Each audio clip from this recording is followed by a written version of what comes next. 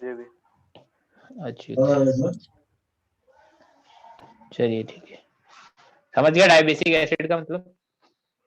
हाँ sir. Exercise 2 part 1 में किसी को कोई समस्या है? तो फिफ्थ वाला। फिफ्थ क्वेश्चन नंबर फिफ्थ, और बताइए इसके अलावा। 13 13 और बोलिए। 17। हाँ कौन सा? 19 17।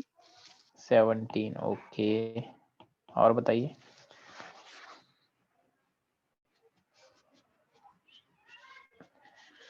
इतना ही है? 18 भी है, ओके ओके सर ओके। 18 का सेकंड और फोर्थ वाला statement. Statement 2 and statement 4। Start करें हम क्वेश्चन नंबर 5 से। क्वेश्चन नंबर 5 में देखो, अब देखो हमें याद रखने पड़ेंगे कि जो sp3d और sp3d2 होता है ना, sp3 में एक s यूज हो रहा है, तीनों p यूज हो रहे हैं, ये फैक्चुअल है, याद रखने पड़ेंगे। एक s यूज हो रहा है, तीनों p यूज हो रहे हैं। अब d जो एक बच गया वो कौन सा है? वो जो d बच गया वो dz² वाला होता है, ये तुम्हें याद रखना पड़ेगा। ऐसे ही sp3d2 में क्या होता है? एक s होते हैं, तीनों p होते हैं, और जो दो d होते हैं वो कौन से होते हैं? वो होते हैं dz² और dx² माइनस y²। ठीक है, ये तुम्हें याद रखना पड़ेगा। समझ गए? फैक्चुअल है, डायरेक्ट याद रखना पड़ेगा। क्वेश्चन नंबर 13, क्वेश्चन नंबर 13 किसका डाउट है बताइए। क्वेश्चन नंबर 13 किसका डाउट है? जल्दी बोलो, टाइम कम है हमारे। हाँ तू मुझे एक चीज बता हर्षल, क्या मैंने इन चारों में से कोई ऐसी स्ट्रक्चर है जो मैंने क्लास नोट्स में नहीं लिखवाई हो? चारों में से कोई ऐसी स्ट्रक्चर है जो मैंने क्लास नोट्स में नहीं लिखवाई? बता बता बता। तो परऑक्साइड ग्रुप उसमें नहीं देख सकता क्या? परऑक्साइड का मतलब ये वाला लिंकेज नहीं देख सकता किसमें है और किसमें नहीं है? बोल, कोई स्ट्रक्चर नहीं लिखवाई तो बता दे। बोल यार जल्दी बोल। सर स्ट्रक्चर से ही बता सकते हैं। हाँ स्ट्रक्चर से ही बता सकते हैं, तभी तो। अगर यार स्ट्रक्चर से, स्ट्रक्चर के अलावा अगर कोई मेथड होता तो हम बेवकूफ थोड़ी थे जो इतना इतना एक एक लेक्चर लगा के पूरा इतनी सारी स्ट्रक्चर लिखी और तुमको मैंने बोला हम याद करो। देखो कभी भी किसी चीज का इजी मेथड होगा तो तुम्हें हमेशा बता दिया जाएगा, इस बात को तुम ध्यान रखो। ऐसा मत सोचो कि हम तुम्हें अधूरा ज्ञान दे रहे हैं और हम एक ऐसा ज्ञान तुम्हें दे रहे हैं जिससे तुम्हें बस रटना पड़े, समझने वाला ज्ञान नहीं दिया जा रहा। नहीं है ऐसा, ठीक है। अगर स्ट्रक्चर के अलावा कोई मेथड होता है तो ऑब्वियसली वो बता दिया जाता ना। जहां रटने का जरूरत होगा वहां बोला जाएगा सिंपली तुम्हें कि रटो, ठीक है। क्वेश्चन नंबर 17 में क्या बोला है? In which of the following compound boron atom is this and this. तो देखो मैंने तुम्हें बोरेक्स का स्ट्रक्चर बताया है क्या? हाँ बताया है। क्या मैंने तुम्हें डाइबोरेन का स्ट्रक्चर बताया है क्या? हाँ बताया है। क्या मैंने तुम्हें बोराजोल का स्ट्रक्चर बताया है क्या? हाँ बताया है। क्या इन तीनों स्ट्रक्चर में तुम्हें मैंने ये नहीं बताया किसका हाइब्रिडाइजेशन किसमें क्या है? बोलो। बताया सर। देखो डाइबोरेन के अंदर क्या होता है? दोनों ही B2H6 होते हैं और हाइब्रिडाइजेशन sp3 होता है। ऐसे ही जो बोराजोल होता है वो कुछ ऐसा होता है, बोरोन बोरोन नाइट्रोजन नाइट्रोजन इधर बोरोन। अब इसमें है ना नाइट्रोजन इसको अपना लोन पेयर डोनेट कर रहा है ऐसा, ठीक है। अब देख लो, अब इसमें देख लो सभी नाइट्रोजन का सभी बोरोन का हाइब्रिडाइजेशन sp2 है। और बोरेक्स में तो मैंने हाइब्रिडाइजेशन बताया है ना, एक बोरोन ऐसा होता है जो 4 बॉन्ड बनाता है, अब आयनाइन ऑफ बोरेक्स में।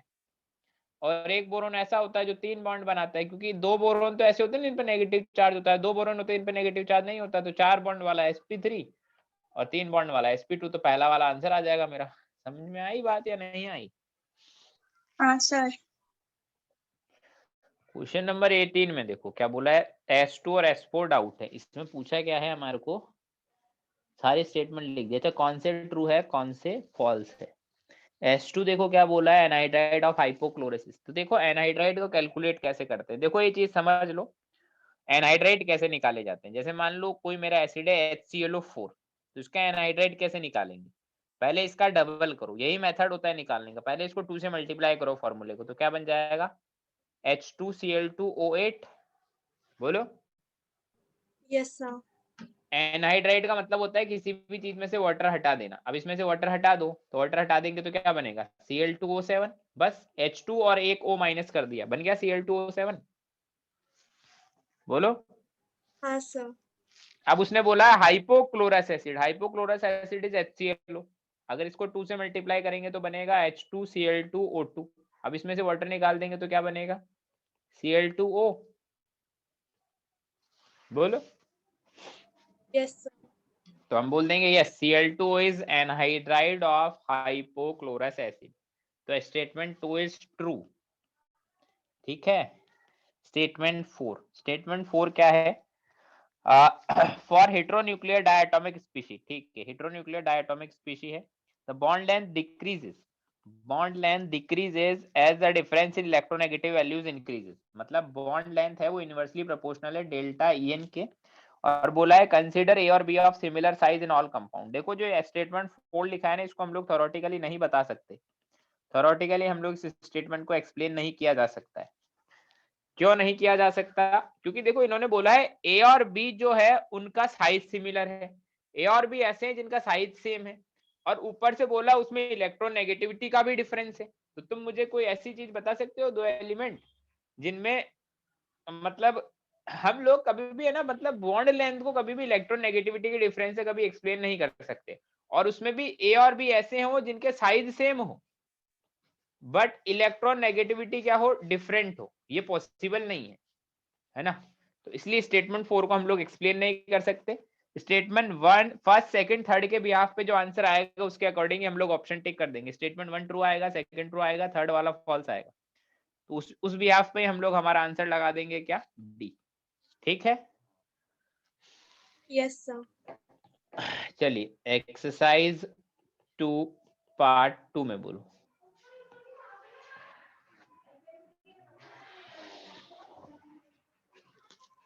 Exercise 2 part 2।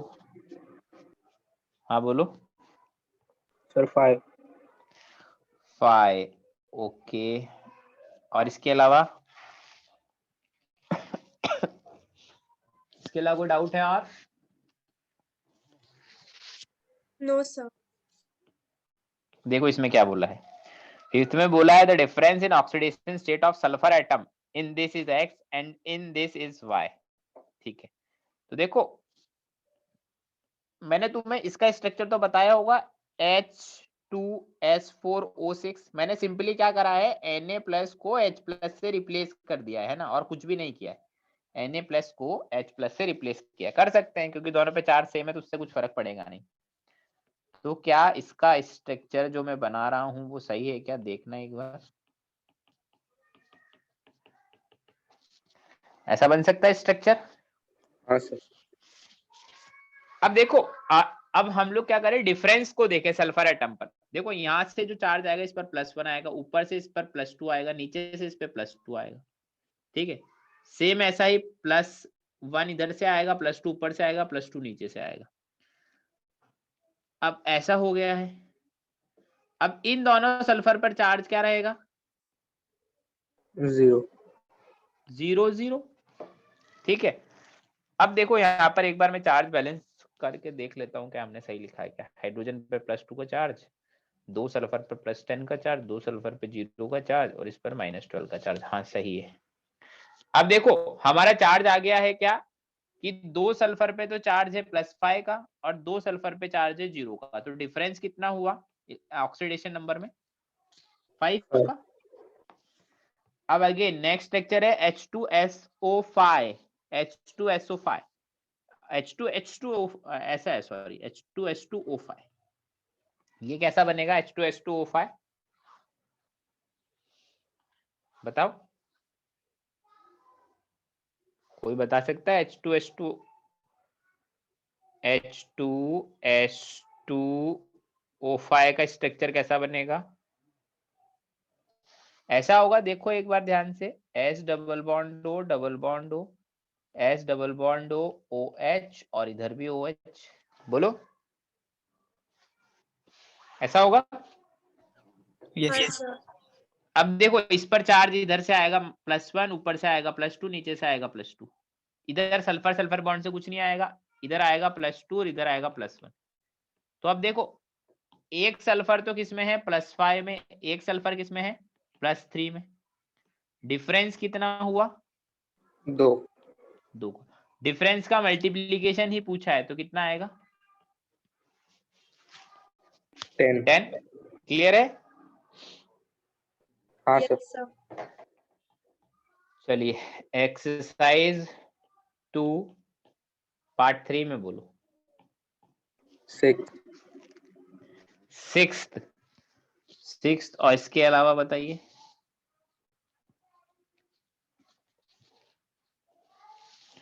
सर 6 का बी बताओ। सिक्स्थ का बी बता देंगे, ठीक है, सिक्स्थ का बी बता देंगे। और बोलो, और कोई दिक्कत परेशानी एक्सरसाइज 2 पार्ट 3 में? No sir. ठीक है, क्वेश्चन नंबर 6 का बी देखते हैं। Which are the following a true about borax. Borax के लिए ट्रू क्या है? तो हम लोग स्ट्रक्चर देखो, बोरेक्स के लिए पूछते तो बोरेक्स का एनायन का स्ट्रक्चर बना देते हैं ना।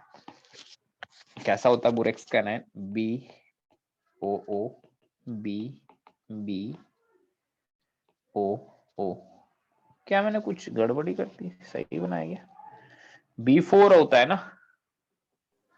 सर 4 बोरॉन होंगे। हाँ 4 बोरोन होंगे ना। O O B B O B O. अभी ठीक है। हाँ हाँ सर। सर। और एक बीच में ऑक्सीजन से लिंकेज है, फिर OH OH OH OH, और इन ऊपर नीचे वालों पर नेगेटिव चार्ज। अब देखो इस बोरोन पर ऑक्सीजन वाले बॉन्ड की वजह से +1, इधर वाले से +1, इधर वाले से +1, और नीचे वाले से भी +1। चारों ऑक्सीजन से +1 आ गए। ऐसे इस पे भी चारों ऑक्सीजन से +1 +1 +1 +1 आ गए। और हाँ सर। +1 +1 +1, इधर +1 +1 +1। सब क्लियर हो गया। हाँ सर।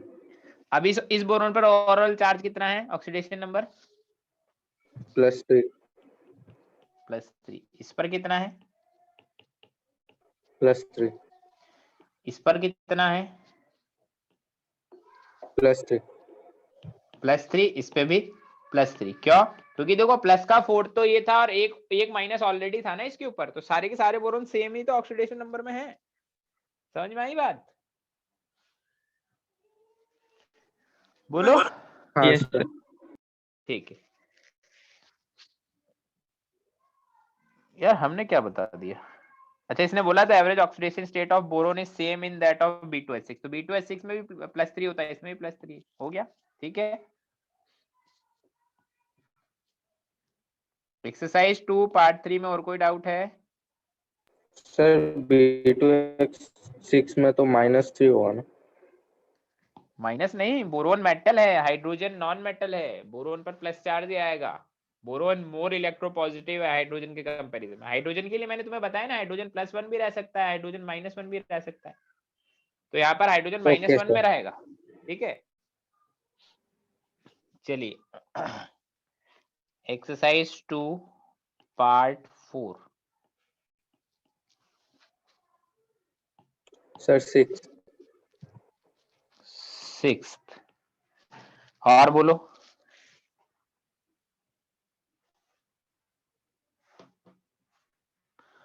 और बताओ।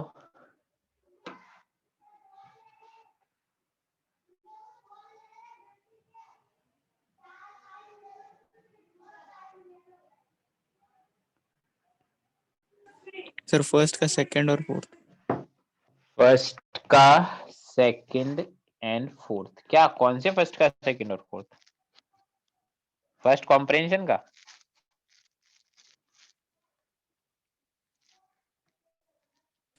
हाँ सर।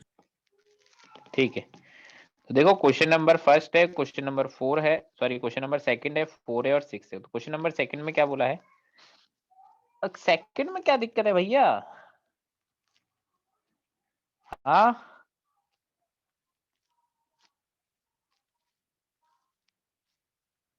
हेलो,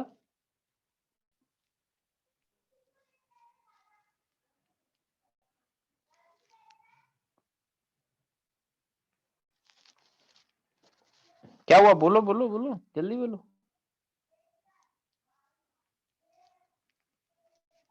अरे यार, तुम्हें बस ये पोजीशन से ही दिक्कत है ना, लोन पेयर कहाँ लगा दिया?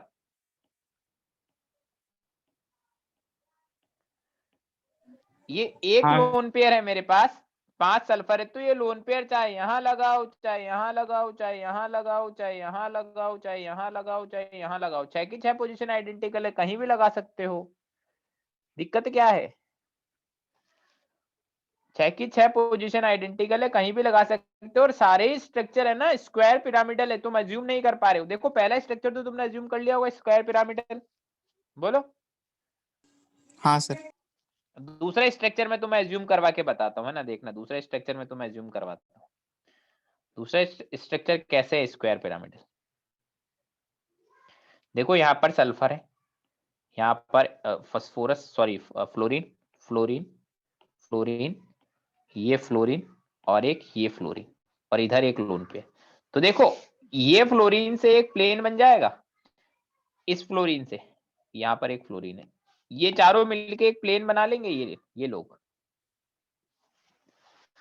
और इधर इसके ऊपर एक फ्लोरीन लगा हुआ परपेंडिकुलर, ऐसा अज्यूम करो ना, थोड़ा अज्यूम कर पा रहे हो? Yes sir. तो ऐसा ही है, और उसमें दूसरी साइड में उसका अपोजिट है थोड़ा।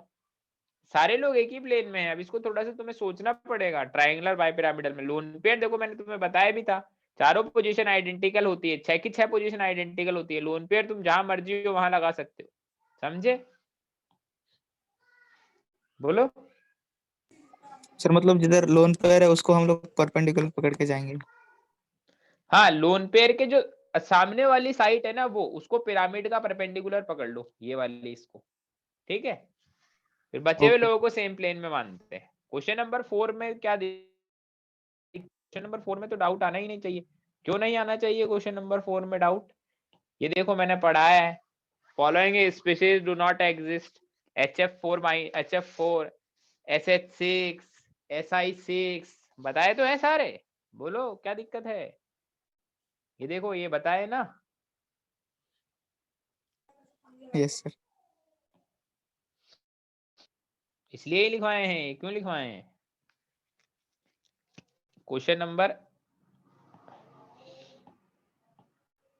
6, क्वेश्चन नंबर 6 में क्या बोला है? Which combination is correct for the compound having bond angle greater than 109 degree 28 minute? किसमें बॉन्ड एंगल इससे ज्यादा है? तो देखो एक तो XeF4 तो हमारा रिजेक्टेड केस हो गया, है ना? नहीं, रिजेक्टेड तो नहीं मान सकते। क्यों? क्योंकि बॉन्ड एंगल इसमें थीटा एक बार 180 डिग्री भी तो होता है। ClF3 को भी कंसीडर करना पड़ेगा। SiF4 रिजेक्टेड हो गया। जो SiF4 वाला केस है ना, वो रिजेक्टेड हो गया। क्यों? क्योंकि उसमें थीटा एग्जैक्टली 109 डिग्री 28 मिनट होता है। बोलो। हाँ सर। ठीक है, और ऐसा ही ये वाला जो केस है ना, ये वाले केस में क्या होगा? इस वाले केस में हम लोग लिख रहे हैं CH3 ठीक है। इसमें देखो, इसमें इनके साइज बड़े होते हैं, इस वजह से जो थीटा होता है 109 डिग्री 28 मिनट से थोड़ा ज्यादा आता है, क्योंकि इधर मिथाइल मिथाइल ग्रुप है ना, तो इनके साइज थोड़े बड़े हैं। अब पूछा है उसके लिए करेक्ट क्या है। जैसे मान लो थर्ड ऑप्शन है, तो थर्ड तो रिजेक्टेड हो गया। अब हमारा आंसर या तो बी होगा, या सी होगा, या डी होगा। तो सबसे पहले डी ऑप्शन को चेक करते हैं। First second S, first second S, तो क्या ये करेक्ट है? बोलो। हाँ सर। तो हम बोलेंगे यस, ये ट्रू है ना? उसके बाद बोलेंगे क्या हो गया है?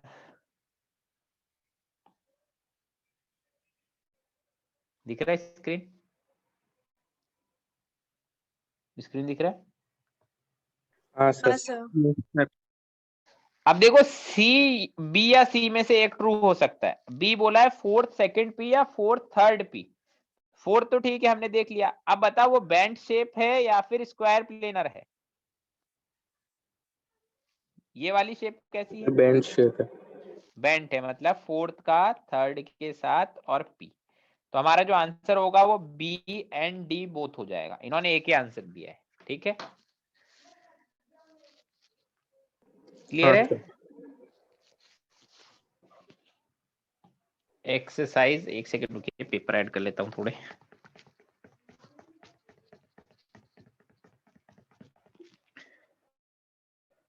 तो यार ये लोग अभी तक आ रहे हैं, मतलब क्या मार गया क्लास का। सर हाँ बोलो। पार्ट 3 का जो 6th क्वेश्चन था उसमें चारों में से कौन सा ऑप्शन करेक्ट है? पार्ट 3 का जो 6th क्वेश्चन था उसमें चारों में से कौन सा करेक्ट है? तो आंसर दिया तो है, बी सी डी करेक्ट है।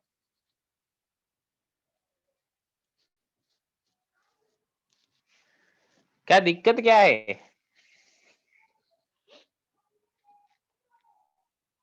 बोलो। सर यहाँ तो हाँ सर, ठीक है। ठीक है। एक्सरसाइज 3 पार्ट 1 में क्या क्या दिक्कत है बोलो।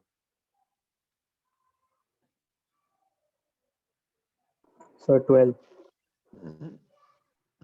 12, ओके। और बोलिए।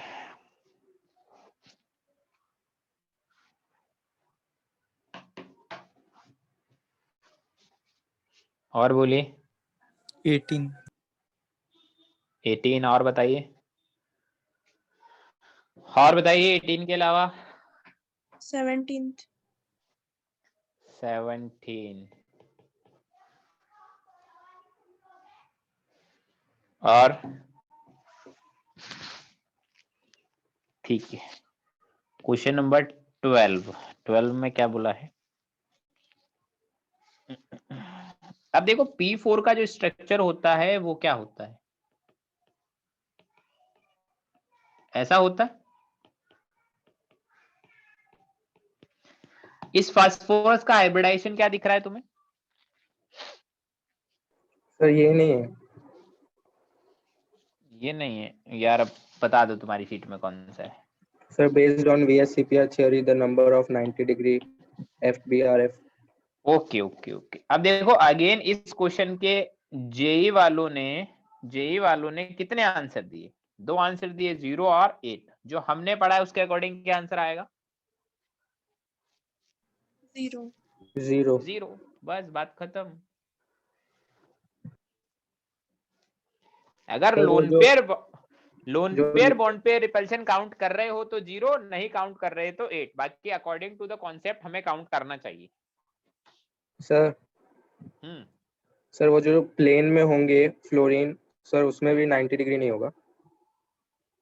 नहीं नहीं नहीं, उनमें भी नहीं होगा 90 डिग्री। वो वैसे थोड़े से ऊपर से उठ जाएंगे, इस तरह से हो जाएंगे, हल्के हल्के ऊपर उठ जाएंगे, है ना?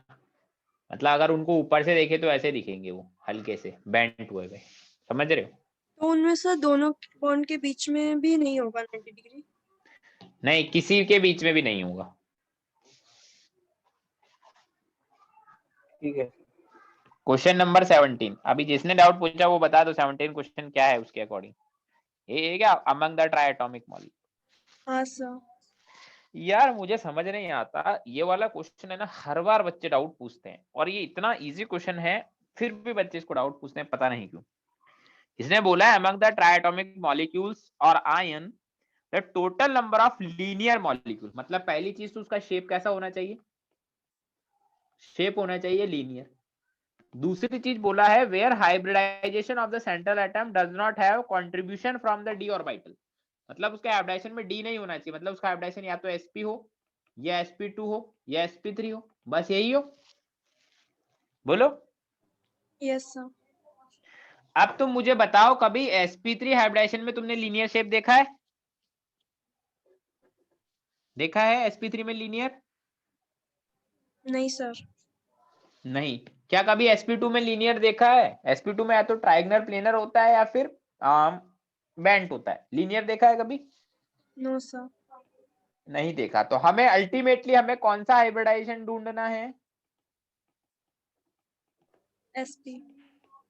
sp। तो इतने सारे मॉलिक्यूल दे रखे हैं, उसमें से ढूंढ लो किसका हाइब्रिडाइजेशन sp है, बात खत्म। ठीक है, ढूंढ सकते हो या वो भी ढूंढ के बताऊं? नहीं सर, हो जाएगा। सर बस। NO2 का बता दीजिएगा। NO2 is like this. Nitrogen nitrogen है, नाइट्रोजन अपना एक लोन पेयर होता है, ऑक्सीजन को डोनेट कर देता है, तो ये ऐसा बनेगा NO। इस नाइट्रोजन पे पॉजिटिव चार्ज, इस ऑक्सीजन पे नेगेटिव चार्ज। इन दोनों में से कोई सा भी स्ट्रक्चर कंसीडर करो। ठीक है। Yes sir. किसका पूछा है? N2 का ही तो पूछा था ना, या NO2 प्लस पूछा था? NO2। NO2 plus is like this, NO2 plus। ठीक है। हाँ sir. Okay, next the question number 18। Question number 18 कौन सा? ये क्या था? Crystalline form of borax. Yes sir. Sir 12 भी।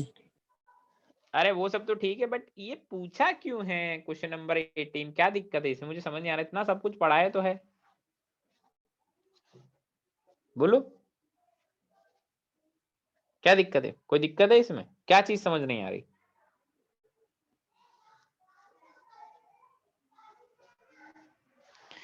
जल्दी बोलो।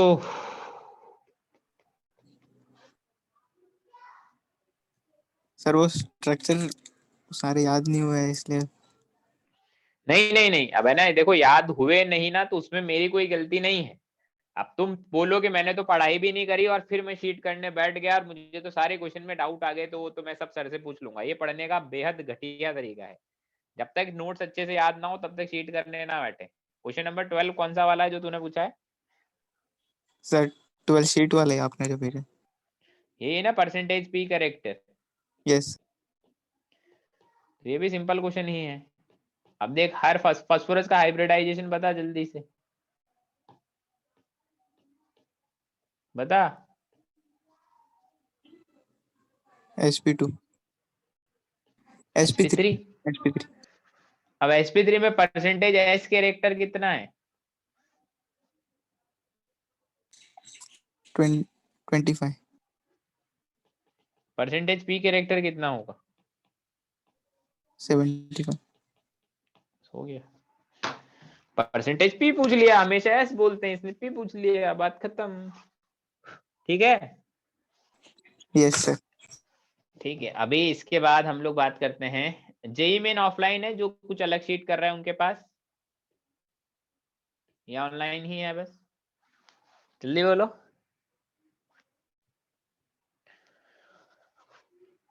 सर ऑफलाइन और ऑनलाइन दोनों है।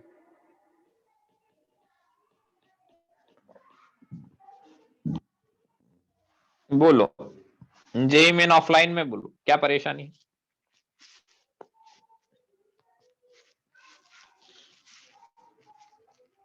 बताओ।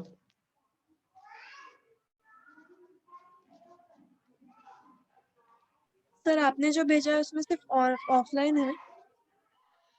देखो तुम्हारे पास जो भी सीट है उसमें ऑफलाइन है। देखो रेजो की सीट है ना, दो तरह की है।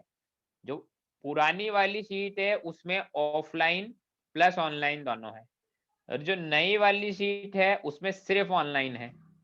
तो या तो तुम्हारे पास ऑफलाइन होगा या नहीं होगा, ऑनलाइन तो सभी के पास होंगे। ठीक है, कोई डाउट नहीं है जेई मेन ऑफलाइन में? No sir. JEE Main online sir 1। फिर और बताइए, बस इतना ही है। देखो जो कैल्शियम कार्बाइड होता है इसका स्ट्रक्चर कैसा होता है? CCC माइनस माइनस, और इधर कैल्शियम 2+ होता है जो इन दोनों कार्बन से आयनिक बॉन्ड से कनेक्टेड होता है। ठीक है, इन दोनों कार्बन से आयनिक बॉन्ड से कनेक्टेड होता है। अब इसमें कितने सिग्मा बॉन्ड है और कितने पाई बॉन्ड है बताओ? सर ये नहीं है कुछ। कौन सा है? तो जो है वही बता दो। Sir, which one of the following does not have a pyramidal shape?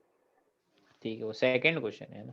Pyramidal shape किसका नहीं है? तो सेकंड वाले का नहीं है ना। क्लास नोट्स की चीजें कैसे पूछ लेते हो तुम लोग? सर फोर्थ वाले में डाउट है, फोर्थ ऑप्शन में। फोर्थ तो ऑप्शन में इसका भी तो डाउट है। नहीं होगा ना। देखो एक्चुअल में जो डोनेशन टेंडेंसी होती है या फिर पाई बॉन्ड बनाने की टेंडेंसी होती है, उसमें फास्फोरस और सिलिकॉन के बीच में कोई पाई बॉन्ड बनाने की टेंडेंसी होगी नहीं। मैंने तुम्हें बार बार चिल्ला चिल्ला के बोली है ये बात कि दोनों ही थर्ड पीरियड के हो गए ना। बोलो, सिलिकॉन भी फास्फोरस भी। समझ रहे हो बात को? हाँ सर। इसलिए और बोलो, जेईई मेन ऑनलाइन में और कोई दिक्कत परेशानी समस्या?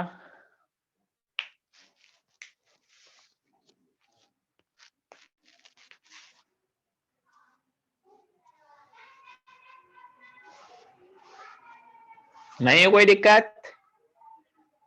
No sir. चलो तो फिर हम लोग यहाँ तक ही डिस्कस करते हैं केमिकल बॉन्डिंग। तो हमारा खत्म हो गया डिस्कशन का, ठीक है। अब इसके बाद वाला डिस्कशन हम लोग नेक्स्ट चैप्टर में, नेक्स्ट क्लास में पढ़ेंगे। आगे पढ़ते हैं। तो हम लोग आगे तो पढ़ लेंगे। हमने लास्ट लेक्चर में पढ़ा क्या क्या था ये तो देख लें। मैंने पढ़ाने के बाद ऐसा बोला था कि हाइड्रोजन बॉन्डिंग खत्म हो गया।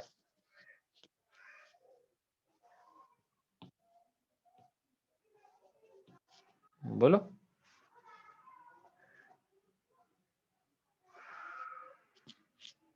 शायद नहीं सर। नहीं तो कोई बात नहीं, देख लेते हैं। लेक्चर 12 है आज, ठीक है। हमने बॉइलिंग पॉइंट देख लिया था, अदर केसेस, डायपोल मोमेंट। हाँ हमारा हाइब्रिड ये खत्म हो चुका है ना।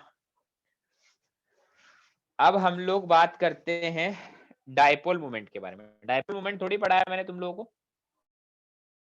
नहीं पढ़ा है सर। नहीं सर। ठीक सर चलिए। हाइड्रोजन बॉन्डिंग सर आप इसके हाँ बाद बोलो। कुछ ऑड इलेक्ट्रॉन का बताने वाले थे हाइड्रोजन के बाद।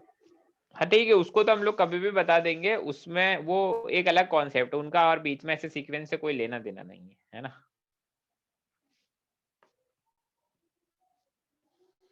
हम लोग बात करते हैं किसकी? डायपोल मोमेंट की, जिसको हम लोग म्यू से डिनोट करते हैं ना। What is dipole moment? अब इसमें कुछ बातें लिख देता हूं मैं, फिर हम लोग डिसाइड करेंगे क्या होता है डायपोल। हम लोग बोलते हैं if two electrical charges plus q and minus q are separated by a finite distance d, then they are said to constitute an electric dipole. मतलब डाइपोल एक पूरा सिस्टम है। क्या हम लोग बोल रहे हैं कि एक चार्ज है जो प्लस क्यू है, ठीक है। एक चार्ज है जो कि क्या है? Plus Q. एक चार्ज है जो कि है माइनस क्यू। इन दोनों चार्जेस के बीच का जो डिस्टेंस है वो क्या है? डी है। तो जो ये मेरा पूरा सिस्टम है, इसको कंबाइनली हम लोग क्या बोलेंगे? बोलो, इस पूरे को क्या बोलेंगे? इस पूरे सिस्टम को हम लोग क्या बोलेंगे? Electric dipole.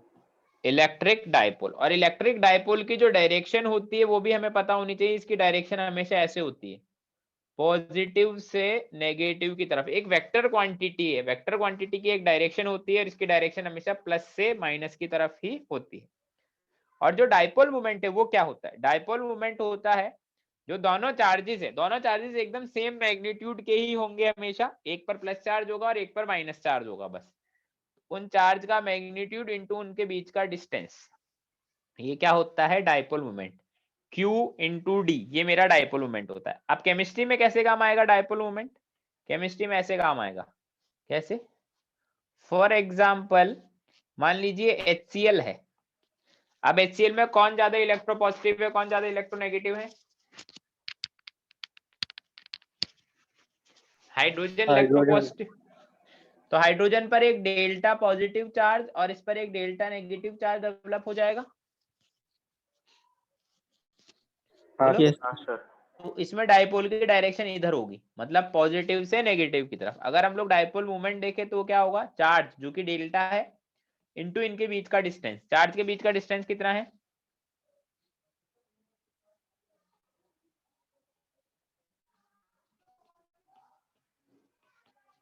HCl के बॉन्ड लेंथ के इक्वल है, बोलो। हाँ सर। हाँ सर। ठीक है, तो ये हमारा ऐसा है कौन, डाइपोल। केमिस्ट्री में ऐसे काम आएगा डाइपोल मूवमेंट। ठीक है, अब क्या हमें बार बार ऐसे निकालना पड़ेगा? नहीं, हमें सिर्फ डायरेक्शन देनी है और वेक्टर सम करना है और कुछ नहीं करना। अब हमारे पास इसके अलावा एक और इंपॉर्टेंट चीज है इसमें, unit of dipole movement. Dipole movement का यूनिट क्या होता है, which is also an important topic. अब यूनिट को कैसे बोलते हैं, देखो डाइपोल मूवमेंट है Q इंटू डी, तो तुम्हारे अकॉर्डिंग यूनिट क्या क्या हो सकता है? चार्ज का यूनिट क्या होता है? Coulomb.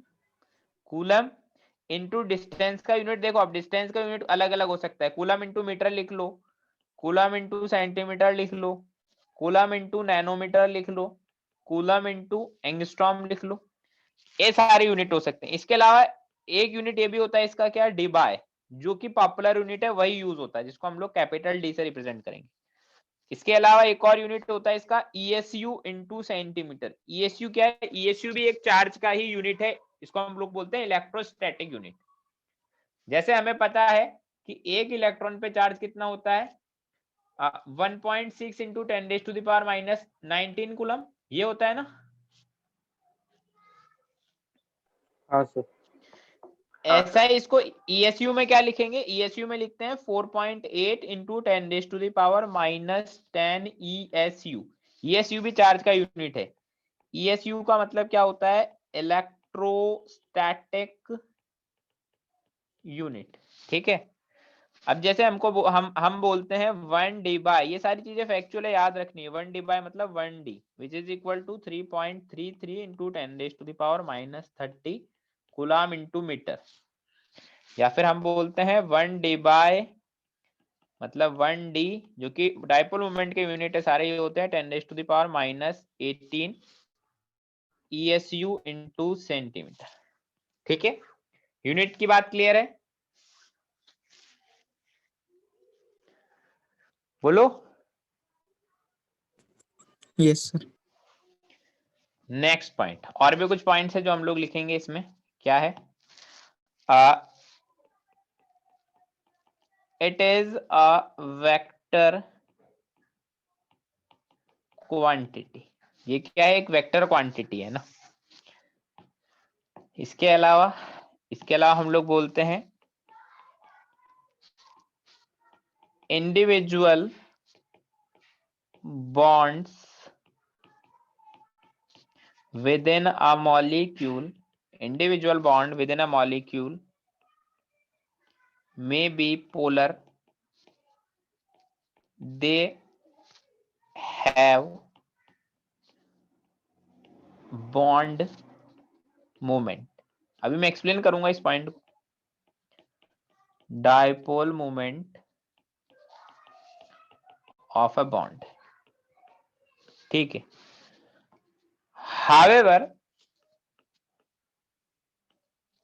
however net dipole moment of a molecule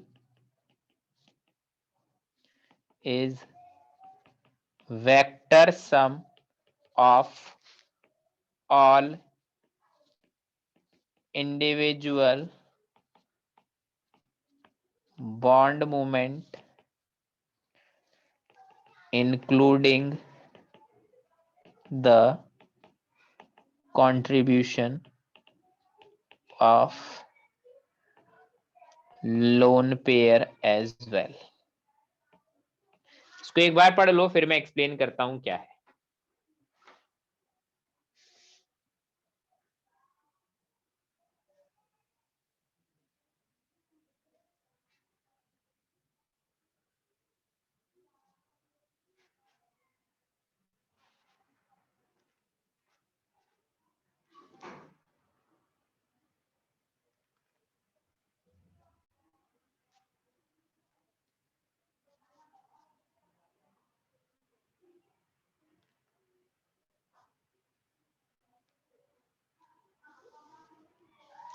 इसने क्या बोला है कि जो हमारे इंडिविजुअल बॉन्ड्स है ना उनमें पोलैरिटी हो सकती है। इंडिविजुअल बॉन्ड्स में पोलैरिटी का मतलब है कि चार्ज का separation, delta negative delta positive, ये चार्ज आना।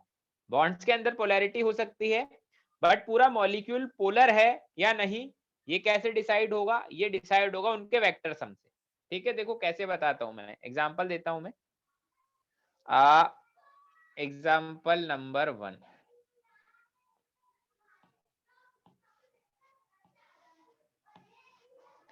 जैसे मान लो मैंने दिया CO2। CO2 का स्ट्रक्चर कैसा होता है? ऐसा। Linear. अब देखो कार्बन डबल बॉन्ड ऑक्सीजन, इस बॉन्ड में पोलैरिटी है क्या? मतलब बॉन्ड में चार्ज सेपरेशन कर सकते हैं हम लोग, इलेक्ट्रोनेगेटिविटी का डिफरेंस है? हाँ सर। हाँ है। मतलब इसमें देखो डायरेक्शन कार्बन से ऑक्सीजन की तरफ होगी, ऐसे ही सेम इस बॉन्ड में भी डायरेक्शन कार्बन से ऑक्सीजन की तरफ होगी। ऑक्सीजन की तरफ क्यों हुई है डायरेक्शन? कार्बन पे डेल्टा पॉजिटिव आएगा। कार्बन पे पॉजिटिव आएगा इसलिए। अब मुझे बताओ इनका ओवरऑल वेक्टर सम करेंगे तो क्या होगा? 0 आएगा ना। दो Zero. वेक्टर है जिनके मैग्नीट्यूड सेम है बट अपोजिट डायरेक्शन में, तो वेक्टर सम तो 0 आएगा। हाँ सर।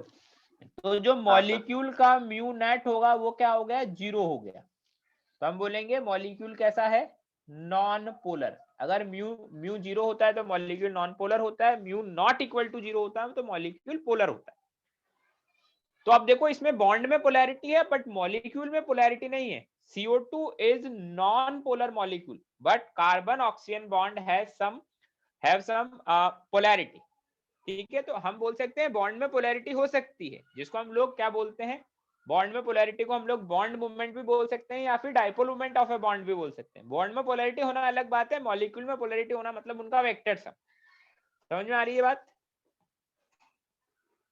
हाँ सर। सेम ऐसा ही BF3 है। BF3 में क्या होगा? जैसे बोरोन है, फ्लोरीन फ्लोरीन फ्लोरीन। अब देखो डायरेक्शन क्या होगी? बोरोन से फ्लोरीन की तरफ होगी। डायरेक्शन बोरोन से फ्लोरीन की तरफ, बोरोन से फ्लोरीन की तरफ। अब देखो तीन वेक्टर है जो ऐसे हैं और इनका मैग्नीट्यूड सेम है बट तीनों एक दूसरे से सिमेट्रिकल 120 डिग्री पर है। तो बॉन्ड में तो पोलैरिटी है, बॉन्ड में डिफरेंस है इलेक्ट्रॉन नेगेटिविटी का, बॉन्ड में पोलैरिटी है, बट म्यू नेट क्या होगा इसका? 0. 0। मतलब जो BF3 मॉलिक्यूल है वो भी क्या है? Non polar molecule. ऐसे ही मान लो अगर मैं बात करूं एग्जांपल नंबर 3 किसकी? Cl2 की। Cl2 कैसा होगा? Cl2 होगा Cl डबल बॉन्ड Cl। क्या बॉन्ड में पोलैरिटी है? No sir. नहीं है ना, इलेक्ट्रोनेगेटिविटी का डिफरेंस नहीं है। तो हम बोलेंगे कि जो बॉन्ड मूवमेंट है ना इसका, बॉन्ड मूवमेंट भी 0 है और जो म्यू है, म्यू नेट, वो भी क्या है? 0, मतलब नॉन पोलर। तो हम बोलेंगे इसमें तो दोनों ही नॉन पोलर है, बॉन्ड मूवमेंट भी नहीं है और मॉलिक्यूल में भी मूवमेंट नहीं है। समझ में आ रही है बातें? हाँ सर। Yes sir. CCl4 क्या होगा? CCl ये भी सिमेट्रिकल स्ट्रक्चर है ना, टेट्राहेड्रल स्ट्रक्चर है, सिमेट्रिकल है। अब इसमें सारी डायरेक्शन क्लोरीन की तरफ होगी क्योंकि क्लोरीन मेरा मोर इलेक्ट्रोनेगेटिव है। तो अब देखो इसमें क्या है? डायरेक्शन ऐसी है, डायरेक्शन सिमेट्रिकल स्ट्रक्चर है, भी टेट्राहेड्रल स्ट्रक्चर। अब इसका ओवरऑल डाइपोल मोमेंट क्या होगा? 0 होगा या नॉन 0 होगा? 0 होगा, नॉन पोलर है। हम बोलेंगे CCl4 में तो बॉन्ड में तो पोलैरिटी है बट मॉलिक्यूल में कोई पोलैरिटी नहीं है। Next example number 5 H2O। अब देखो हमेशा लोन पेयर भी हमें ड्रॉ करने पड़ेंगे, जिसमें लोन पेयर है उसमें लोन पेयर ड्रॉ करो, तो लोन पेयर भी ड्रॉ करने पड़ेंगे। अब देखो इसमें तो डायरेक्शन मोर इलेक्ट्रोनेगेटिव की तरफ जा रही है, डायरेक्शन मोर इलेक्ट्रोनेगेटिव की तरफ जा रही है। लोन पेयर वाले में हमेशा डायरेक्शन क्या होती है? लोन पेयर की तरफ ही जाती है, मतलब लोन पेयर की तरफ ही डायरेक्शन जाएगी, इधर भी लोन पेयर की तरफ ही डायरेक्शन जाएगी। अब बताओ इनका वेक्टर सम 0 होगा या नहीं होगा?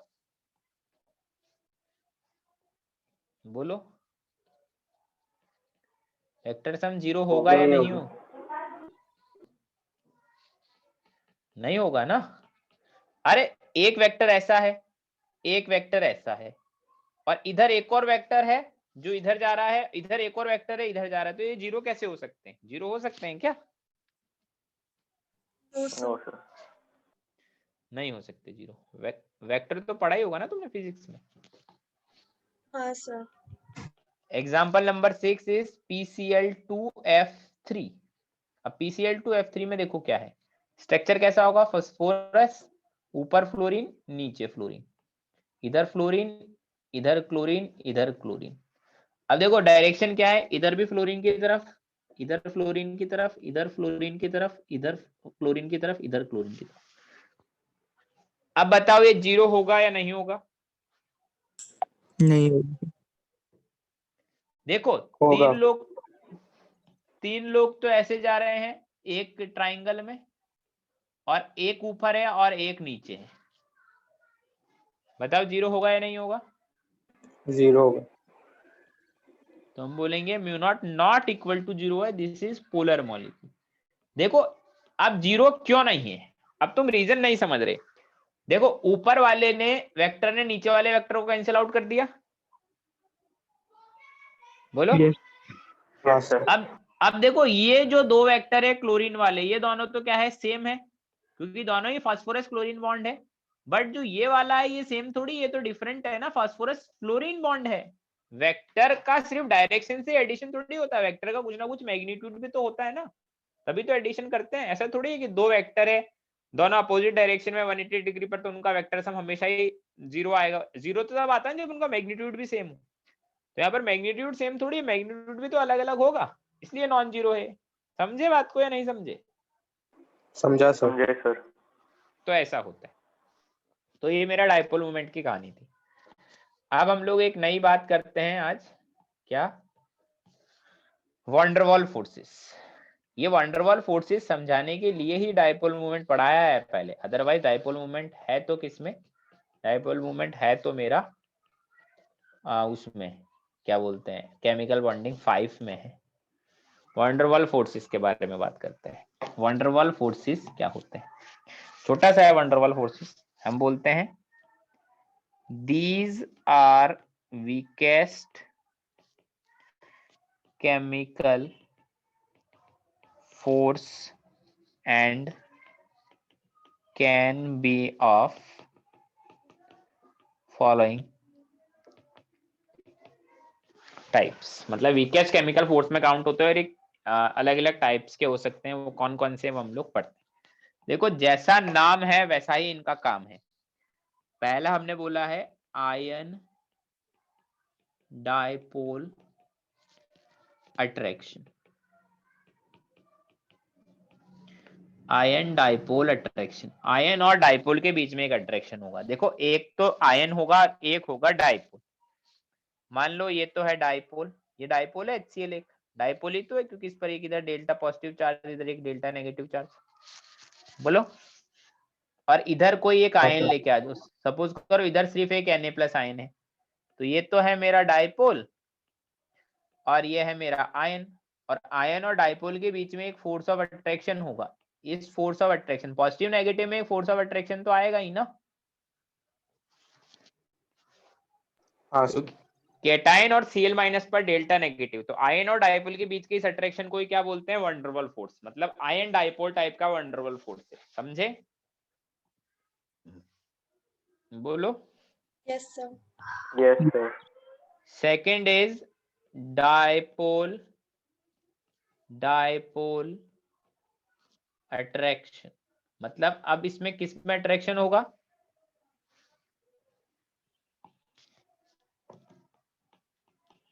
किसमें अट्रैक्शन होगा? दो डायपोल्स के बीच में अट्रैक्शन होगा। अब देखो डेल्टा पॉजिटिव और डेल्टा नेगेटिव आ रहे, तो इनके बीच में एक फोर्स ऑफ अट्रैक्शन क्रिएट हो जाएगा यहाँ पर, समझ रहे हो? Yes. अब देखो डायपोल डायपोल अट्रैक्शन का एक स्पेशल टाइप हमने पढ़ा है, क्या? Hydrogen bonding. Hydrogen bonding. ये बात ध्यान रखो, डायपोल डायपोल का एक स्पेशल टाइप हमने अलग पढ़ा है कि अगर एक हाईली इलेक्ट्रोनेगेटिव स्पीशी हो तो वो भी एक डायपोल होता है, बट इसमें एक तरफ हाइड्रोजन हो और दूसरी तरफ हाईली इलेक्ट्रोनेगेटिव स्पीशी हो तो इस तरह के स्पेशल टाइप के बॉन्ड को हम लोग क्या बोल देते हैं, हाइड्रोजन बॉन्ड। तो वो हमने अलग पढ़ा है। तो डाइपोल डाइपोल अट्रैक्शन का एक स्पेशल टाइप होता है हाइड्रोजन बॉन्ड, समझे? बोलो। थर्ड टाइप है वंडरवॉल फोर्स का, ion induced dipole attraction. Ion induced dipole attraction मतलब एक तो कौन होगा, आयन होगा, और दूसरा क्या होगा, दूसरा क्या होगा, इंड्यूस्ड डाइपोल। इंड्यूस्ड डाइपोल का क्या मतलब है?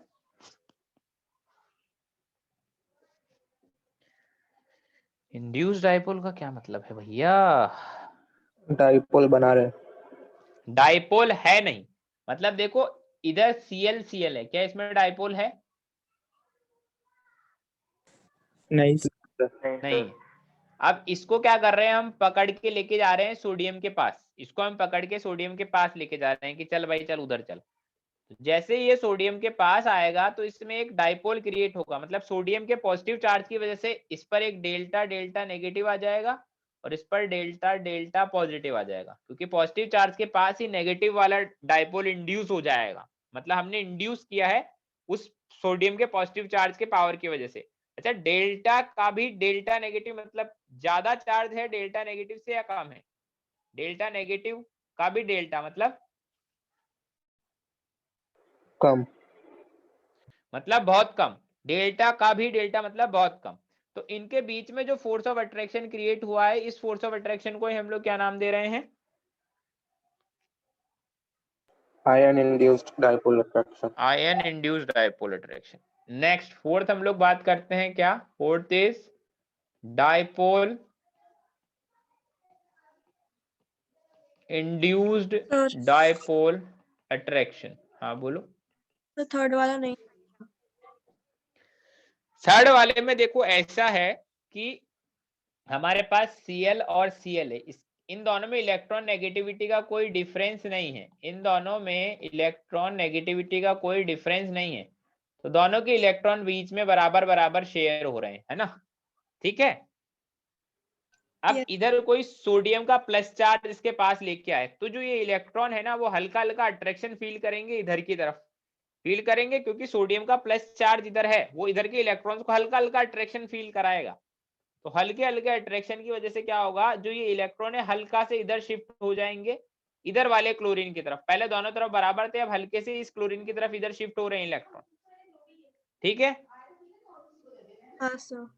तो इसलिए इस पर डेल्टा डेल्टा नेगेटिव क्रिएट हो गया और इस पर डेल्टा डेल्टा पॉजिटिव, मतलब डाइपोल था नहीं बट हमने इंड्यूस कर दिया है, समझे? सर डेल्टा डेल्टा नेगेटिव क्यों आया? मतलब उतना भयंकर चार्ज डेवलप नहीं होगा जितना होना चाहिए। क्यों? क्योंकि दूसरा वाला आयन इलेक्ट्रॉन्स को अट्रैक्ट कर रहा है, जो बॉन्डेड है वो नहीं अट्रैक्ट कर रहा, ये नहीं कर रहा अट्रैक्ट, दूसरा वाला कर रहा है, इसलिए बहुत छोटा सा चार्ज डेवलप, और समझे? Delta delta positive? ऑब्वियसली इस पर डेल्टा डेल्टा नेगेटिव आया है तो इस पर डेल्टा डेल्टा पॉजिटिव ही तो आएगा। सिंपल सी बात है, तुम किसी से इलेक्ट्रॉन ले लोगे तो तुम्हारे ऊपर जितना नेगेटिव आएगा दूसरे वाले पर उतना ही तो पॉजिटिव आएगा। Yes sir. ठीक है। हाँ सर। अब देखो डाइपोल इंड्यूस डाइपोल में क्या होगा, ऊपर था आयन इंड्यूस डाइपोल, नीचे वाला है डाइपोल इंड्यूस डाइपोल।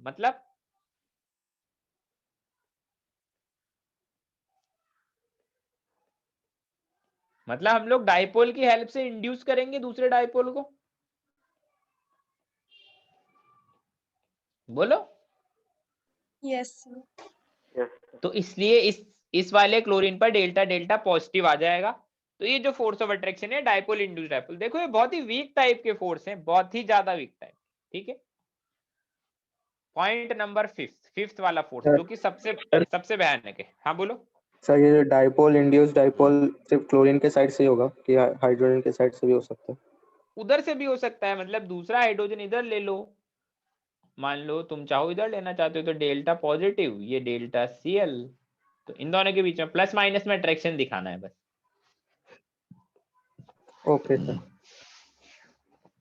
अब देखो नेक्स्ट वाला हमारा जो टाइप है वो क्या है, instantaneous dipole, instantaneous induced dipole attraction, इतना बड़ा नाम है इसका, instantaneous dipole, instantaneous induced dipole. और इसका एक और नाम होता है क्या, डिस्पर्जन फोर्स, और इसका एक और नाम होता है लंदन फोर्स। यार मुझे पता नहीं इसका नाम ये लंदन फोर्स क्यों रखा गया है ना, बट कोई नहीं, नाम से हमें क्या करना है, हमें तो बस पता होना चाहिए ये नाम।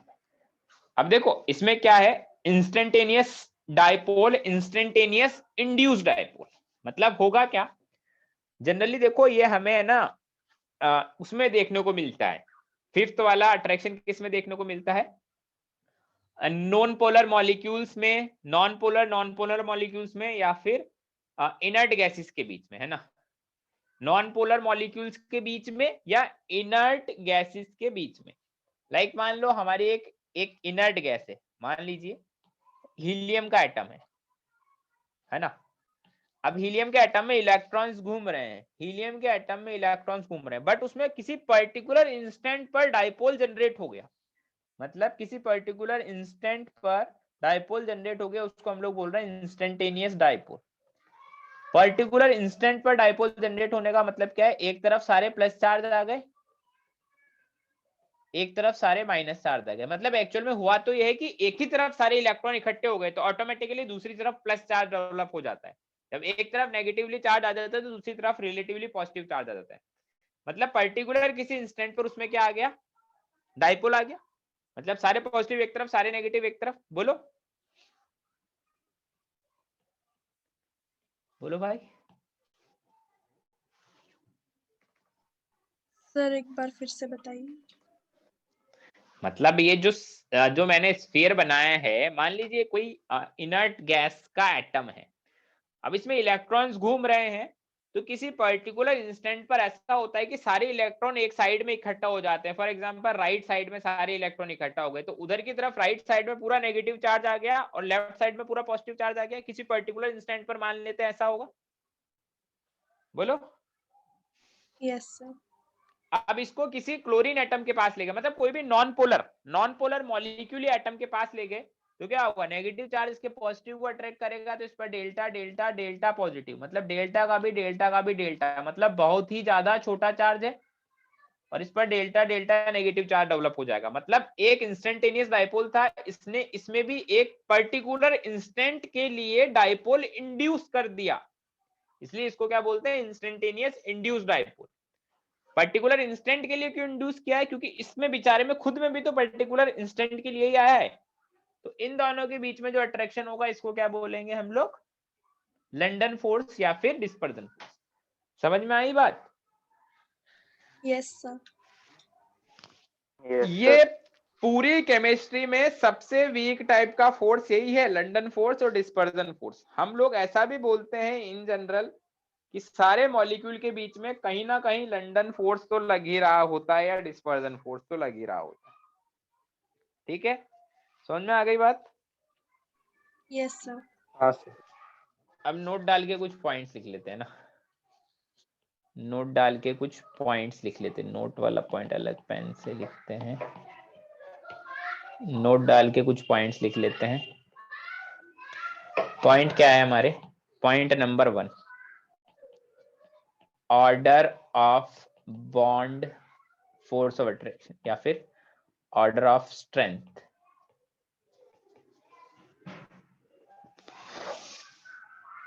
मतलब order of bond strength, bond का स्ट्रेंथ कितना जबरदस्त है। ऊपर वाले पांचों में ही बात कर रहा हूँ, 1 2 3 4 5, मतलब वंडरवॉल फोर्सेस वीकेस्ट तो होते हैं, बट इनके जो 5 कैटेगरी है उनमें भी आपस में एक ऑर्डर है बॉन्ड स्ट्रेंथ का। तो इनमें सबसे स्ट्रॉन्ग पहला है, फिर दूसरा है, फिर तीसरा है, फिर चौथा है, फिर पांचवा है। इसी ऑर्डर में मैंने तुम्हें पढ़ाया है। वंडरवॉल में भी सबसे स्ट्रॉन्ग कौन सा है, ion dipole attraction. Ion Iron dipole, dipole। उससे वीक है डाइपोल डाइपोल, उससे वीक है आयन इंड्यूस डाइपोल, उससे वीक है डाइपोल इंड्यूस डाइपोल, और सबसे वीक है लंदन फोर्स। ठीक है। सेकंड पॉइंट हम लोग बोलते हैं strength of van der Waals force is directly proportional to boiling point.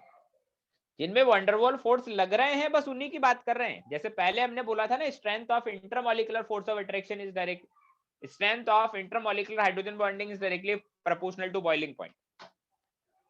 तो उनके बीच में हाइड्रोजन बॉन्डिंग हो रही थी, इसलिए उसमें ऐसा बोला था। अब जिनके बीच में वंडरवॉल फोर्सेस लगेंगे उनके लिए ही एप्लीकेबल है बस ये। ठीक है, बोलो। हाँ सर। हाँ ठीक है। Third point is strength of van der Waal force is directly proportional to molecular mass। अब इसके ब्रैकेट में मैं लिख देता हूं, if type of force is same। कोई मुझे बताएगा अभी क्या हुआ, क्या है इसका मतलब?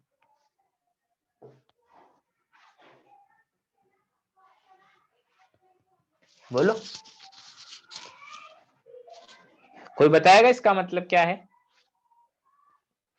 इसका मतलब यह है कि देखो, बॉइलिंग पॉइंट किसके डायरेक्टली प्रोपोर्शनल होता है? स्ट्रेंथ ऑफ वंडर वाल फोर्स के। मतलब मान लो दो मॉलिक्यूल में बॉइलिंग पॉइंट कंपेयर करने को दिया, एक में आयन डाइपोल अट्रैक्शन है, एक में डाइपोल डाइपोल अट्रैक्शन है, तो किसका बॉइलिंग पॉइंट ज्यादा होगा?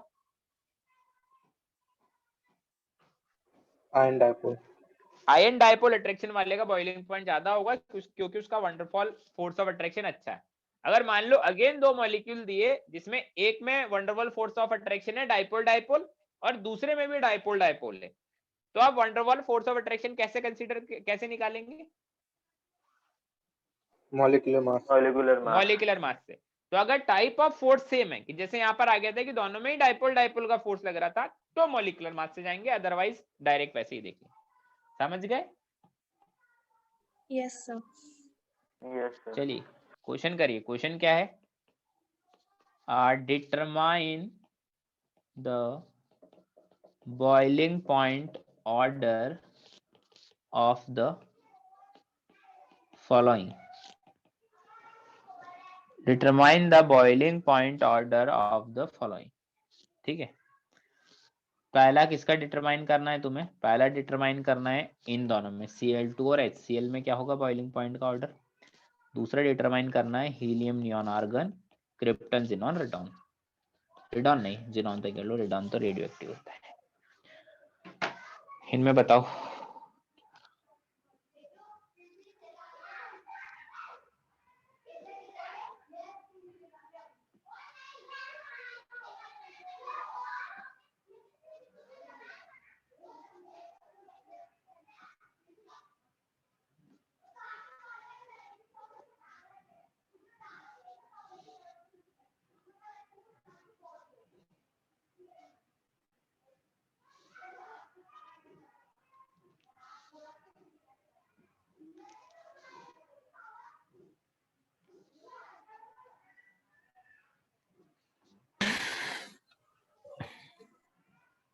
बताओ भाई, पहले वाले में क्या होगा? बॉइलिंग पॉइंट किसका ज्यादा है? HCl और Cl2 में बॉइलिंग पॉइंट किसका ज्यादा है?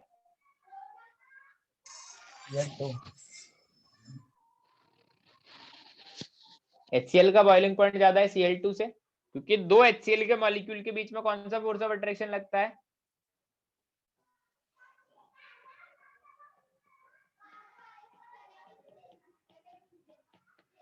Dipole dipole attraction. बोलो।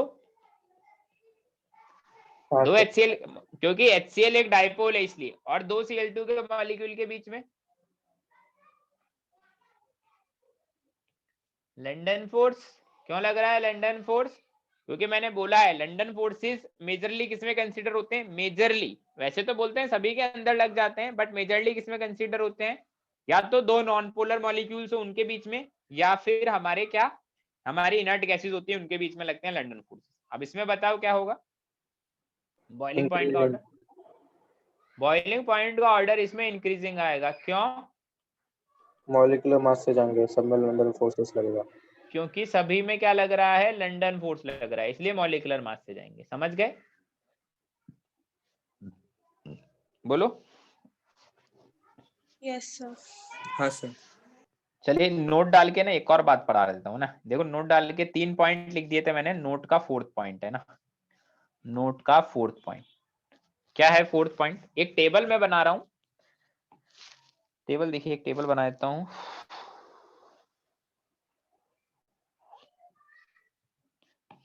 टेबल को थोड़ा सा बड़ा करते हैं ना।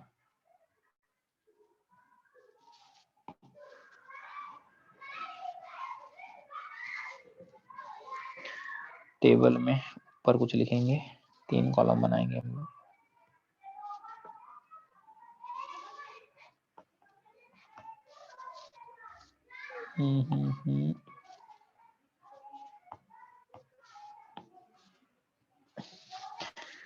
टेबल में देखो क्या होगा, इधर तो मैं लिख रहा हूं टाइप ऑफ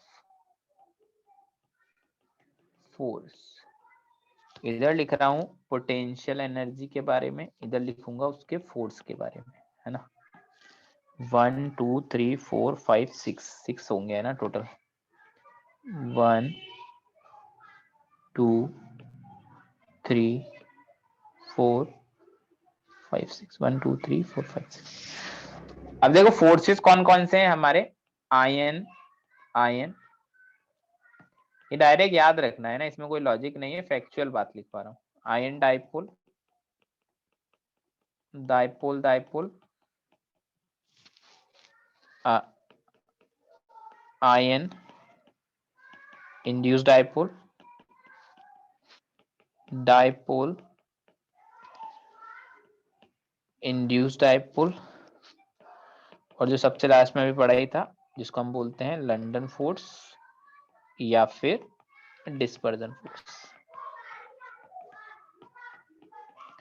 अब देखो आयन और आयन के बीच में तुमने पढ़ा है, 2 आयन हो, जैसे एक कैटायन है एक एनायन है, इनके बीच में जो फोर्स ऑफ अट्रैक्शन क्या होता है अगर ये r डिस्टेंस पर है तो? F। इनके बीच का जो फोर्स होता है वो क्या होता है? F। ये पढ़ा है? ये मान लो Q1 चार्ज है कि Q2 चार्ज है तो हाँ सर। ये हमने पढ़ा है K Q1 Q2 upon r square. मतलब हम बोलते हैं 2 आयंस के बीच में अगर हम लोग बात करें 2 आयंस के बीच में, तो फोर्स होता है वो r स्क्वायर के प्रोपोर्शनल होता है, और जो पोटेंशियल एनर्जी होती है वो r 1 अपॉन r के प्रोपोर्शनल होती है। फोर्स 1 अपॉन r स्क्वायर के, पोटेंशियल एनर्जी 1 अपॉन r के। ऐसे ही बाकी लोगों में क्या होता है वो डायरेक्ट मैं तुम्हें बता देता हूँ। इसमें फोर्स होता है 1 अपॉन r क्यूब के प्रोपोर्शनल है, या फिर r क्यूब के इनवर्सली प्रोपोर्शनल। ये 1 अपॉन r4, ये 1 अपॉन r5, ये 1 अपॉन r7, और ये भी 1 अपॉन r7। बीच में r6 नहीं है, ध्यान रखना। ये एक पावर कम चलता है, इधर इधर एक पावर कम चलेगा। r4 r7 है तो r6, और ये भी r6। समझ गए? फैक्चुअल है, डायरेक्ट याद रखना है। कभी कभी इनसे भी क्वेश्चन पूछ लिया जाता है कि डाइपोल डाइपोल के बीच में जो फोर्स होता है वो किसके प्रोपोर्शनल होता है, ये सब बातें। ठीक है, बोलो। Yes sir. हाँ सर। ठीक है। अच्छा, ये हर्षल पूछ रहा था कुछ एनसीईआरटी में डाउट। अच्छा देखो अभी क्या है, अभी मतलब मैं इसके आगे नहीं पढ़ाऊंगा क्योंकि इसके आगे फिर एमओटी पढ़ाना है, और एमओटी फिर एक ही फ्लो में पढ़ाएंगे, बीच में भी 10 मिनट पढ़ाने के बाद खराब हो जाएगा, है ना। तो अभी हमारे पास टाइम बचा है 10-12 मिनट। तो कोई एनसीईआरटी में कोई डाउट है तुम्हें तो पूछ लो, मतलब कोई छोटे मोटे डाउट हो तो वो बता देता हूँ। किसी को जो भी डाउट है वो पूछ सकता है, फिर बाकी कल भी हम लोग पढ़ लेंगे एनसीईआरटी में से। सर एस ब्लॉक से था sir, alkali metal with liquid ammonia, वो नहीं समझ। वो नहीं समझ आ रहा है तो उसमें वो थियोरेटिकल है, उसको पढ़ लो, जो लिखा है वो पढ़ना पड़ेगा उसमें। मतलब मैं भी तुम्हें पढ़ाऊंगा तो उसमें कुछ ऐसा होगा ना, ब्लू कलर का सॉल्यूशन बन जाता है, अमोनिएटेड इलेक्ट्रॉन है, ऐसा वैसा। हाँ सर। तो उसको तो पढ़ना पड़ेगा, उसमें कोई मतलब बहुत ऐसे कोई कॉन्सेप्चुअल कुछ है नहीं। और बताओ। ऑर्गेनिक में ईथर और ईस्टर को कैसे नेमिंग करना है? नेमिंग कैसे करना है ईथर और एस्टर का? देखो ईथर की नेमिंग बता सकता हूँ, एस्टर की नेमिंग अभी इतनी जल्दी नहीं बताई जा सकती। जैसे मान लो इसको बोलते हैं ईथर की नेमिंग, तुम्हारे क्या एनसीईआरटी में ऐसे लिखी हुई है, एल्कोक्सी एल्केन। हाँ सर। तो जो छोटा वाला होता है ये तो होता है क्या, ये तो होता है स्मॉल वाला आर, और ये है लार्ज वाला आर। जैसे मान लो एक लिखा है ROR डैश। अब बड़ा कौन सा एल्काइल ग्रुप है? सपोज करो R वाला एल्काइल ग्रुप छोटा है, R डैश वाला बड़ा है, इसके नाम को बोलेंगे एल्कोक्सी, इसके नाम को बोलेंगे एल्केन। कैसे? जैसे मान लो CH3O CH2 CH3, तो दोनों में से कौन सा बड़ा है? ये बड़ा है या ये वाला R बड़ा है? R CS2। कौन सा? CH2 C2H5 बड़ा है ना, इसका नाम क्या होगा? ये एक कार्बन है इसलिए इसका नाम क्या होगा? मिथॉक्सी, और ये इसका इथेन। एल्कोक्सी एल्केन है ना, तो एक कार्बन इसलिए मिथॉक्सी, और उधर आ गया इथेन। अगर मान लो ऐसा होता CH3 CH2 और इधर होता CH2 CH2 CH3, तो ये छोटा है ये बड़ा है, तो इसको बोलते हैं इथॉक्सी, और उधर प्रोपेन 3 कार्बन इसलिए। बोलो। हाँ एस्टर में क्या होता है? एस्टर का मेरे को खुद को भी याद नहीं, मैं भूल गया, 1 साल से ज्यादा हो गया IUPAC पढ़ाए हुए। इस सेशन में अभी तक एक बार भी नहीं पढ़ाई, लास्ट सेशन में दिसंबर में पढ़ाई थी, मतलब 13-14 महीने हो गए ना। इसका नेम होता है एक सेकेंड रुको, एस्टर का नेम होता है एल्काइल एल्केनोएट, एल्काइल एल्केनोएट है ना। अब जो एल्काइल है वो क्या है? जो ये वाला ग्रुप है इसको बोलते हैं एल्काइल, और जो ये वाला ग्रुप है इस कार्बन को भी कंसीडर करना है, इसको बोलते हैं एल्केनोएट। मतलब मान लो मैंने लिखा CH3 C double bond O O CH3, तो इधर कितने कार्बन है? एक। तो ऑक्सीजन वाला जो ऑक्सीजन वाला जो ग्रुप था वो एल्काइल था, मतलब इसको बोलेंगे मिथाइल। इधर कितने कार्बन है? 2। तो इसको बोलेंगे इथेनोएट। समझे? तो जो ऑक्सीजन से कनेक्टेड होता है उसको एल्काइल बोला जाता है, दूसरे वाले को एल्केनोएट बोला जाता है। जैसे मान लो ऐसा हुआ HC double bond O O CH2 CH3, तो ये तो एल्काइल है, कितने कार्बन है? 2। तो इसलिए इथाइल, और इधर कितने कार्बन है? 1। लिखेंगे। इसको बोलेंगे मीथेनोएट। समझे बात? Yes sir. तो ऐसा होगा, बेसिक बेसिक बता रहा हूँ, मतलब इतना पढ़ लोगे तो बहुत है। और कोई दिक्कत है? और सर वो ये रिएक्टिविटी टेबल नहीं दिया है एनसीईआरटी में, मतलब कौन सा रिएक्टिविटी मतलब सब्स्टिट्यूएंट में किसको प्रेफरेंस ज्यादा देना है, प्रेफरेंस ऑर्डर का। अच्छा, वो और टेबल ही नहीं दिया? मतलब दिए लेकिन ऐसे सिर्फ नेमिंग से दिए उन्होंने टेबल, ऐसा प्रेफरेंस ऑर्डर के इसमें नहीं दिया है। मतलब उनका एक जो प्रायोरिटी ऑर्डर होता है उसमें नहीं लिखी हुई टेबल, ऐसा बोल रहे हो? हाँ सर। ठीक है, मैं तुम्हें ऐसा करता हूँ, मैं तुम्हें रेजोनेंस की जो IUPAC की शीट है वही सेंड कर देता हूँ, ठीक है? वो उसमें से पढ़ लो तुम, मतलब उसमें से ऐसे नेमिंग वेमिंग मत पढ़ना, उसमें देखना कहीं ना कहीं टेबल वेबल मिल जाएगी तो उसको पढ़ लो। बाद नेमिंग वेमिंग पढ़ोगे तो उलझ जाओगे उसमें, उलझ गए तो फिर निकलना मुश्किल है। उसमें जो टेबल लिखी है वो टेबल देख लेना, टेबल में 12 लोग लिखे हैं, वो एक प्रायोरिटी ऑर्डर में ही लिखे हैं, ठीक है? हाँ सर। और सर पोलराइजेशन क्या? क्या बोले? पोलराइजेशन क्या आगे पीछे का बता, किसका पोलराइजेशन कर रहे हैं? कैटायन का कर रहे हैं ना? ये क्या हो रहा है ये बता। एनायन का कर रहे हैं? Sir cation. कैटायन का पोलराइजेशन तो पॉसिबल ही नहीं है, एनायन का पोलराइजेशन होता है।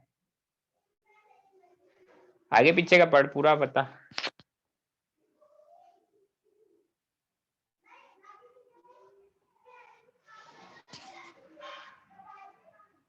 जल्दी बोल, जल्दी बोल। क्या हुआ? 1 मिनट। मैंने शीट सेंड कर दिया ग्रुप पे ना।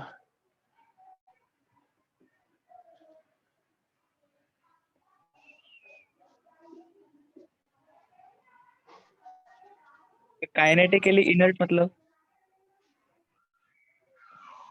अरे आगे पीछे का तो पढ़ो भी, मैं तो कुछ भी बोल दूंगा, केमिस्ट्री में कुछ भी होता है, काइनेटिक यानी इनर्ट क्या होता है, आगे क्या पढ़ा, आगे पीछे का पढ़ो पूरा। सर वो रिएक्शन विथ एयर है बेरिलियम हाँ और मैग्नीशियम। हाँ, रिएक्शन विथ एयर है बेरिलियम और मैग्नीशियम का, उसमें क्या लिखा है? तो काइनेटिकली इनर्ट होते हैं सब। हाँ मतलब बेरिलियम उसमें ऐसा होगा कि जो बेरिलियम है वो रिएक्शन नहीं कर रहा होगा, और या भी यार देखो इतना ना याद नहीं रहता क्योंकि एस ब्लॉक पढ़ाए हुए काफी टाइम हो गया, या फिर ऐसा लिखा होगा कि बेरिलियम और मैग्नीशियम या तो रिएक्शन नहीं कर रहे होंगे एयर से, या फिर बहुत ही रिग्रेस कंडीशन में एयर से रिएक्शन करेंगे। मतलब ज्यादा टेम्परेचर चाहिए। हाँ, ज्यादा टेम्परेचर चाहिए। और Okay. बताओ, ये पोलराइजेशन वाला नहीं मिल रहा है तेरे को? क्या है पोलराइजेशन वाला फंडा? किसमें? केमिकल बॉन्डिंग में पढ़ा होगा तूने। सर वो लिखा था मिलने। देख मैं बता देता हूँ पोलराइजेशन, जो मेरे हिसाब से यही पढ़ा होगा तूने। देखो एक तो होता है केटाइन, एक होता है एनाइन, है ना। अब केटाइन पोलराइजेशन अच्छा कब हो, पोलराइजेशन अच्छा कब हो, उसकी कंडीशन क्या है? उसकी कंडीशन क्या है? स्मॉल केटाइन एंड जो high charge on cation, cation पर चार्ज बहुत ज्यादा होना चाहिए और केटाइन का साइज छोटा होना चाहिए। और एनाइन के लिए क्या होना चाहिए? एनाइन क्या होना चाहिए? बिगर एनाइन और same high charge on A9. ये दोनों चीजें होगी तो सपोर्ट करेगी पोलराइजेशन का। अब क्या होगा, केटाइन क्या करता है, एनाइन के इलेक्ट्रॉन क्लाउड को पोलराइज्ड कर देता है और ऐसा कर देता है, मतलब पहले ऐसा था क्लाउड, तो अब क्लाउड कुछ ऐसा हो गया है, डिस्टॉर्टेड हो गया है, शिफ्टेड हो गया है किसकी तरफ? Positive character. पॉजिटिव चार्ज की तरफ। पॉजिटिव चार्ज के पास एक पावर होती है एनाइन के इलेक्ट्रॉन क्लाउड को डिस्टॉर्टेड करने की। तो वो डिस्टॉर्शन कब होगा? जब केटाइन छोटा उसके ऊपर चार्ज हाई हो और एनाइन बड़ा हो और उसके ऊपर भी चार्ज हाई हो। तो इस तरह की इस प्रोसेस को हम लोग क्या बोलते हैं? Polarization. Polarization of anion, and anion is polarized by the polarizing power of cation. समझे? ये होता है जनरल। सर यही फजान्स रूल होता है। यही फजान रूल होता है। Okay sir. ठीक है, और कोई दिक्कत परेशानी? जी सर, अब तक इतना ही पढ़ के हो। चलो ठीक है, फिर बाकी हम लोग कल वाले क्लास में ना यही करेंगे, हम लोग वो इक्विलिब्रियम वाला पोर्शन पढ़ लेंगे। ठीक है, यस सर। चलिए ठीक है फिर।